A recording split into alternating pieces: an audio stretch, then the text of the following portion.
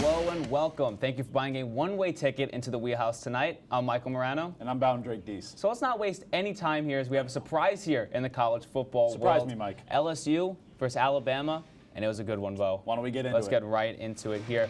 Tua Tagovailoa warming up here. Thank you, Dan, for that one. But Jalen Waddle missing a tackle there, and he's going to run it all the way down to the sideline. He's going to keep on waddling, baby, waddling, and he's going to keep waddling his feet. Bo, I'm not going to stop making these Please make the joke more. because they are just so good. He's going to keep on going down, and that's going to be a touchdown for Alabama to cut the lead down to 10-7. But LSU not done yet. Joe Burrow looking for Clyde Edward Hilaire touchdown. Running on that lead there, but Bama not done yet, of course.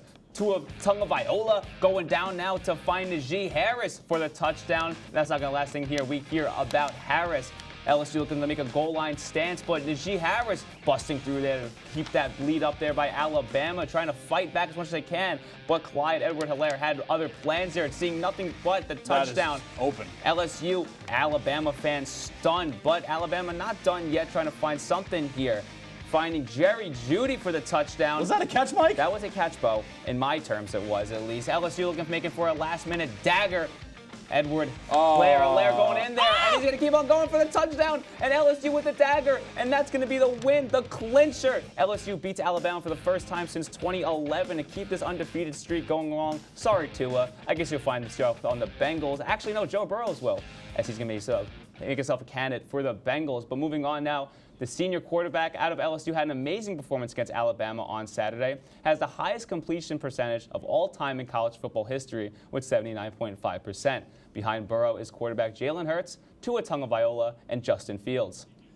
Week 12 is upon us in college football, and the college football playoff rankings are officially out. Of AP Top 25 poll, after a huge win for LSU in Tuscaloosa, they are the #1 team in the country. Behind them are #2 Ohio State, #3 Clemson, and #4 Alabama. Minnesota comes in at #7, their highest rankings since 1962. Two of the most promising prospects in the NCAA, Chase Young and James Wiseman, have been sidelined for violating financial regulations. Young, arguably the best player in college football, sitting because he borrowed money from a family friend to fly his girlfriend to see the Rose Bowl last year. And possible #1 overall pick of the 2020 NBA draft, James Wiseman, is suspended because his head coach at Memphis, Tracy McGrady, paid thousands of dollars to help him move to Memphis to play for his high school team when he was the head coach there. It is unclear of how long both players will be out for.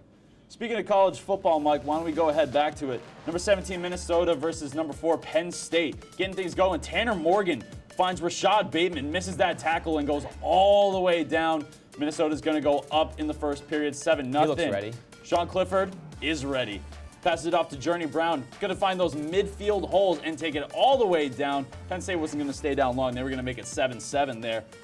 Moving forward, Tanner Morgan under pressure again. Going to pass it out. Finds Tyler Johnson. He's going to break that tackle and take it all the way to the house. We are going to be at 13-24 there. Minnesota, again, Gophers going down. We got Shannon Brooks taking on many men, and it's not going to go well for him that time. Penn State's going to recover that, and they're going to look to capitalize here. Clifford looks over the top, fakes the handoff, gets it over to Nick Bowers for the touchdown. Penn State trying to make that comeback. It's 19-24 now. Gopher said, hold on a second. They faked the handoff, and they got the QB sneak. It was, Mike. It was so quick I didn't even notice it. Penn State, not to be outdone. Journey Brown going to find his way into the end zone there for 25-31. Uh-oh, Clifford's down, but he gets back up on his feet. We're winding down time here, Penn State. What are you going to do? You're going to throw it deep and get it intercepted. Man. Oh, no, at the goal line. Treese Potts makes it and seals it for the Gophers. They complete the upset 31-26. So, Mike, have you ever just simply had so much money that you don't know what to do with it? No. That seems to be the case for Amazon founder Jeff Bezos, who is reportedly interested in purchasing an NFL team. Bezos, who has a net worth of more than $110 billion, is of the few men who can actually buy an NFL team in all cash. With Amazon already having a partnership with the NFL, it could be possible for Bezos to want to pursue an ownership in the future. It was reported earlier this week that the Los Angeles Chargers may be moving a far distance from their fans in California to London. The potential move was announced by owner of the Chargers, Dean Spanos, that the team has been considering this decision due to the fact that how they haven't had a wide of a fan base in LA than desired. He then stated moving is a rare opportunity that would check off many boxes for what the team needs in this franchise and the league. It's still unclear of what that means and what this move may mean for scheduling. Showtime has returned to the City of Angels following an opening night loss to the LA Clippers. The Los Angeles Lakers have won 7 straight and find themselves as the first seed in the Western Conference. Superstar duo LeBron James and Anthony Davis are leading the way, combining to average 50 points, 18 rebounds, and 14 assists a game. The Lakers are supported by a tough defense that ranks first in efficiency in the NBA and a strong supporting cast that now includes forward Kyle Kuzma and a great start this season for the Lake Show. Speaking of a strong start for the Miami Heat, not so much for Dion Waiters. On the plane on Team Thursday, following Miami's victory of the Phoenix Suns, the guard consumed a THC-infused edible, which caused him to have a panic attack. He received medical treatment Friday in Los Angeles and is now suspended by the team for 10 games. He has yet to play this season, and for a Heat club that's currently 6-3 and tied for third in the Eastern Conference.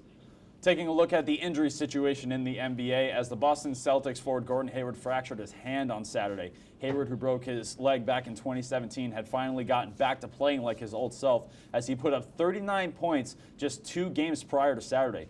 Hayward will see a specialist on Monday. The team hopes he will be out for less than 3 months, which is actually the minimum that Golden State Warriors point guard Steph Curry is expected to miss with his broken hand. Mike. Yeah, it seems like he's going to be out for the year now, as the Warriors seem to be not really sure of what's going on with his hand injury. Yeah, that could be a really big hole for the Warriors moving forward.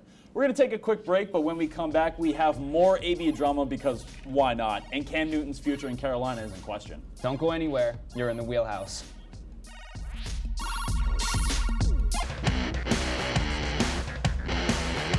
And welcome back to the Wheelhouse. We just talked about one Dion, so let's jump to the next Dion. So many. After a brutal loss to Miami last weekend, Florida State fired head coach Willie Taggart. This past Friday, former football and baseball star Deion Sanders had his name thrown into the mix for the head coaching vacancy. Sanders was a 2-time All-American cornerback for the Seminoles in the late 1980s, but his only coaching experience came from at Prime Prep Academy in 2012, where he was eventually fired for allegedly assaulting someone on the staff. In response, Sanders said, quote, "It's hard to be a candidate when you haven't even talked to anyone from your alma mater. Definitely something to keep an eye on moving forward." Antonio Brown of the New England Patriots has stated after the recent controversy surrounding him that he will, quote, "never play in the NFL again," until he changed his mind a few days later. The wide receiver in this past week has tweeted numerous statements to cover up his alleged sexual assault lawsuit and get himself back on the field for the remainder of the season. He is scheduled to meet with the NFL advisors next week, where we'll find out if we'll see Brown play in the season or if we'll ever see him play again. Staying in the NFL, as Carolina Panthers quarterback Cam Newton was placed on injured reserve this past Tuesday. The 2015 MVP has battled a Lisfranc Frank injury in his left foot for most of the season.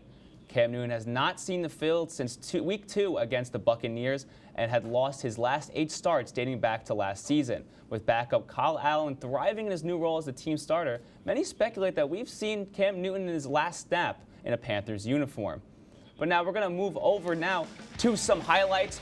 Falcons, Saints, Michael Thomas tiptoeing out the end zone. That's going to be a top 10 nominee. We'll talk about that later. Matty Ice coming back here, and we're going to be in slow motion. It's Hopper for the touchdown. Hooper, excuse me, balling out here for the Falcons. And the Falcons aren't done yet. Matty Ice in some pressure, getting out there to Julio Jones in the open field running. I could see why they pay him $1 bajillion for 3 years, because he could just do that. That's a big paycheck. I don't know exactly if that's everything. Drew Brees now trying to get the Saints back in this game, passing over to Smith. Doof! Ooh. Hitting the head there. Helmets popping off. Bo, thank God that was not me. I'd be halfway across the country after that hit. That's true. Helmet out. Saints holding on here. Falcons now. Ryan to Hill. Hill running it in there for the touchdown to only extend this lead and just to put the icing on the cake, a 48-yard attempt, and that one is good for the Falcons to extend this one to 23-9. Saints trying to get a last minute here, 4th and 5 Saints, but the defense is knocking on the door like it was dominoes. Drew Brees. Drew Brees is down. The Falcons now, Dan Quinn a little bit too happy there, maybe because they're 2-7 now, I think. So Falcons get this win, moving over to 2-7 on the year. Moving over now, former 5-star recruit Cole Anthony made his mark early on in his first season as the UNC Tar Heel. The guard from New York set the school record for most points in a debut with 34. In the game last Wednesday, UNC defeated Notre Dame by a score of 76-65. Anthony followed up his historic performance with his second double-double in as many games, recording 20 points and 10 rebounds against UNC Wellington. On this season, Anthony is shooting just under 40% from the field and 45% from the three-point land. Zachary Winston, the brother of Michigan State guard Cassius Winston, passed away Saturday night after being struck by a train in Avalon, Michigan. Reports state that Zachary purposely stepped in front of the train. He was a freshman basketball player at Avalon College and went up against his brother in a preseason matchup last week. Despite the tragedy, Cassius Winston played tonight in Michigan State's home opener against Binghamton University. In memory of his brother, Spartans held a moment of silence before the game. And definitely a lot there to look forward to. Prayers up as always. Florida State now against Florida State on college basketball from the three, and that's going to go as the Seminoles take a quick 3-0 lead there. But the Gators trying to get back in this one after a missed opportunity. The Gators get the rebound. Back to Andrew Mabard from three, and we're going to get a splash. That's Gators beautiful. trying to get up there, but we're not going to be done yet. Gators trying to look forward here as a slam. Trying to get back in this one, but the Seminoles, it would just be all out there as Devin Vassell with the slam to further extend this lead now by 6. Seminoles not done yet as we're going to get 3 here. Splash You're such from a good Wacon singer. Gray, but they're not done yet. Are you kidding me? Wide open, Polite for 3. Splash. You get the deal. It was another 3 there for the Seminoles, and they're not even going to be done yet. As the Seminoles still driving forward there. Raekwon Gray again for 3. Splash again, and the Florida State Seminoles keeping it going here as Polite will take this ball for the easy layup. And the Florida Gators crowd is ecstatic, all 7 of them, as the Seminoles take this one by a score of 63-51 to improve to 1-1 on the year. Gators now move down to 1-1 on the year as well. Great win by the Seminoles overall. Gotta love it. The Cosmopolitan of Las Vegas Casino is suing the San Jose Sharks forward Evander Kane after failing to pay back a $500,000 gambling mark from the casino in April. The casino filed the suit on Monday. Kane allegedly used the markers when the Sharks took on the Golden Knights in the first round of the Stanley Cup playoffs. The markers came in 8 different transactions between $20,000 and $100,000. The NHL has declined to make a comment regarding the pending lawsuit. And why don't we go ahead and look at the NHL a little bit right here. Let's Sabres do that, at Bo. Tampa Bay in Sweden. Sabres kick it off. Sam Reinhart kisses the post and McKinley right in the back of the elbow there. And refs are going to wave this off initially because the net came loose, but they'll put that back on. Tampa working it around now. Looking for the first. Pat Morin with the first one-timer of the game, putting it past Carter Hutton. They say lightning never strikes twice, and obviously that already failed. But if you're Carter Hutton, they're going to strike a lot. Oh, I get it, because they're playing the That lightning. is exactly what it is. They struck 3 times before the end of the second period. Right at the end, they're up 2-1. Lightning taking it on. Andrei Vasilevsky comes into the game. Victor Olofsson, the homeboy, the Swede, comes into the game and fives hole. Andrei Vasilevsky on the breakaway, gets his own rebound, and then fives holes him right back in. Beautiful. Going ahead, Sabres turn it over in their own zone, trying to get it out of there. Hutton trying to move more, but then Matthew Joseph said, no, I think I'm still going to put that one in. I wasn't really done scoring. And they're just going to be absolutely rude to the Buffalo Sabres here. They go 4-2, and then Tampa Bay will go on to sweep Buffalo in Sweden 5-3. And we're going to stick here with some hockey. The energy in the Murano Campus Center Ice Arena was at a high this weekend as the Oswego State men's hockey team swept Whiteout Weekend for the 2nd straight season. Senior goaltender David Richer led the Lakers in a 3-0 win over Plattsburgh on Friday as he recorded his 2nd career shutout against the Cardinals. It was the offense's turn to carry the weight the next night, with Oswego tallying 6 goals in a 3rd period en route to an 8-1 win over Potsdam. I have to say, the energy around Whiteout Weekend was really cool. Yeah, it was great. It was great for the team as well, and just a great sweep overall. Yeah, I have to say, honestly, this was a great Whiteout Weekend for me. We've had a lot of really good ones in the past, but honestly, this one was awesome, and Gosick was honestly up in arms the entire time. Yeah, of course. And when we come back, we're going to have our top 10 plays of the week. Bo, where are we? I think we're in the Wheelhaus. That's exactly where we are. That might be right. Exactly where we are. Don't go anywhere because we are right here. So come right back.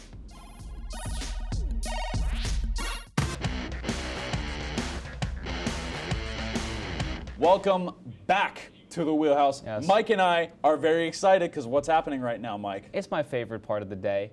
It's top 10 time. It is the top 10, so let's hop right into it. We're going to look at number 10 right here. We got the San Jose Sharks versus the Nashville Predators in a shootout. Oh, no, it was too fast for him. Tio Meyer. Let's slow it putting down right a back little Saros. bit. Oh, my goodness. Whoa. He's looking a little sad after Let's that slow happened. it down. Skirt. Oh, God, he put it right up where the cookies are. I haven't heard that one before. Number 9 here, Ryan Finley getting his start for the Bengals. He was absolutely electric here. Finley passing over to Marcus Peters? Did that Going happen? down the sideline, all the way down, and they're going to get this touchdown. Baltimore putting on an absolute clinic against the Bengals. They are always just getting creative in this one. Yep, we're going to move on back to basketball Yes, here. of course. The best sport. Here we go, Whatever. Pelicans, Hornets, and Malik Monk, young fella, said, oh my goodness. And stay up. Yes, he did stay up. You see that airman on his jersey right I do there? not, actually. Money is it the shoes? No, it's not. It's the logo on the front of the jersey. That's And we're what going makes to him head jump higher. now to number 7, Oklahoma. Jalen Hurts getting this snap now, looking for anybody. He's going to look for CeeDee Lamb in triple coverage. Are you crazy? No, he's not crazy. He's going to get this touchdown. And he's not even done yet. Hurts again in the snap, looking for CeeDee Lamb and Bo. CeeDee later. You're so clever. I'm going to see myself out. He's going to keep on chugging. No, that's still, no one from Iowa State is going to catch him yet. He's going to keep on going down the sideline,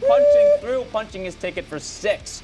And that one there. He just said, excuse me, pardon me. Number 6, here we go. Saints Falcons, Drew Brees, looking for Michael Thomas to the sideline. He is a smooth criminal. I think Michael Jackson probably could have caught that, but to be honest, I think Michael Morano might have done better himself if he was out there. Of course I do, all the time. Number 5 now, we're going to stick to Oswego. Travis Broman here against Potsdam, getting the last chance goal here with time running down in the third, but he's not going to be done yet. Travis Broman ×2. We're going to take another look at that one again. Broman getting past Puck Luka there.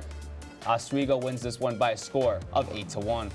Now, Mike, I'm not very good with numbers. I mean, I can see they're at number 4, but I think Derrick Henry might have taken this touchdown for 68 yards. He did. He told me. Is that what happened? Yeah, because that's exactly what happened. He talks to you, but he isn't talking to me since we had lunch. But that was a very, very nice run. 68 yards for the TD, and then Tennessee goes up in that game. We're going to head over to number 3 now. Jets, Giants, Danny Dimes. More like, Danny, give me that ball because I'm Jamal Adams and I need this touchdown really badly, and I'm just going to keep on talking really fast to make myself look smart. Jets get that touchdown and move on to an emphatic 2-7 on the year. That was quite a nickname. We're going to go to number 2. A man I am very much afraid of. Patrick Mahomes. Bad haircut, really nice vertical. He gets up there and makes a nice patch to Mecole Hardman. Wow, he's going to take that all the way to the rack on Tennessee. If we just slow this down a little bit. Mahomes. That is frightening. I'm just really happy I can't see his haircut through there because that would really ruin the highlight. That was great, but they took the loss. Number 1, Lamar Jackson, a QB who did not take the loss today against the Bengals. Lamar Jackson, running QB indeed, getting 1 out. Oh my goodness. 2 out there running all the way down for the touchdown. Lamar Jackson, you are I can't even say it. You are a terrible human being. That's 1 medical cost you got to take care of ×2. And they're going to go on here for the touchdown. Ravens get the win here, but that's not all we're going to have here. Honorable mention time here. Triple Heisman option, passing it down to RG3, getting really creative here, actually. There's a lot going on here. Let's break it down here. Fakes it to Mark Ingram. Lamar Jackson tossing it back to RG3. RG3 taking this one, getting the first down for the Ravens. When was the last time we saw RG3 in a game? Oh, wait, we saw him week 1, actually. That was a long time ago, actually. Yeah. The last time you saw RG3 consistently playing at was quarterback. back in Washington. Was that back in Washington? Yes. Because I have a horrible memory, and that was quite a long time ago where I don't even think I can comprehend when he was playing in Washington. That was such a different time. Absolutely. And when we come back, me and Bo are going to take a deeper look into Oswego's whiteout weekend and what does it mean for the team moving forward. Don't go anywhere. You're in the Wheelhouse. We're in the wheelhouse. I did it. Yes, we're in the wheelhouse. I said it right. Yes, we'll be back.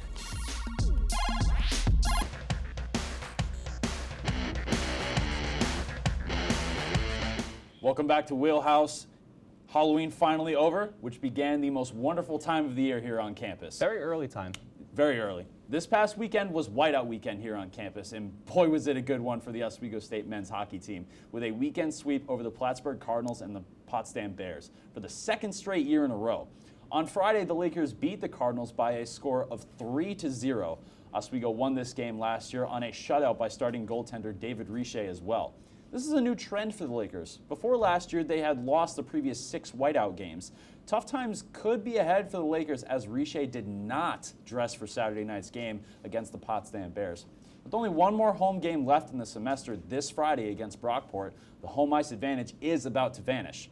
With Geneseo, Hobart, and Salve Regina still to come, very, very tough competition. Mike, is this concerning for the Lakers? Do they have enough goaltending to move forward? What should they be concerned about? I would not be concerned at all, actually. I think that Cedric Hansen put on a great performance, and David Riche not dressing also doesn't get me concerned. I think he's going to be ready for next weekend as well. I think that it was just kind of just like, let's put Hansen in now. I think that Riche has just been very good in the pressure, coming up big for them against, we saw it back then in a narrative that Ed Gosick, is he going to go with Riche? Is he going to go with Hansen? And I think that Riche is just kind of bringing himself up there and performing in these pressure moments. So I think that he's going to be playing. It's a tough weekend. Brockport, Geneseo, like you said, Hobart. Hobart ended their season last time. Yes. So I think the only guy that you could really go to in this situation is Riche. I think that Hansen is a solid backup, but why would you want to make these type of changes already in the season? You had exhibition to kind of figure this out, and now you have to go with the guy that you started with. True, especially considering that Kozakowski hasn't really seen the ice at all this entire season. So that could be something that is of concern moving forward. But if we had to go for a worst-case scenario situation, Mike, if you had to say that Riche is out for the rest of the season, I know it's a long stretch and it's crazy, but we've got these key matchups coming up. We've got Geneseo, we've got Brockport, we've got Hobart. These are teams that, while the Lakers have beaten them in the past, they are tough games for them. They're not these big margins that we've been used to see them opening up. So it's going to be interesting to see how those end up. Yeah, absolutely. Here, a lot of teams vulnerable, so I really think that Oswego could take advantage of this. But that's going to be all for us here in the Wheelhouse. We're going to buy you another one-way ticket out of the Wheelhouse. Until next week here, from Michael Morano and Bowden Drake Dees, thank you for tuning in, and have a nice rest of your day.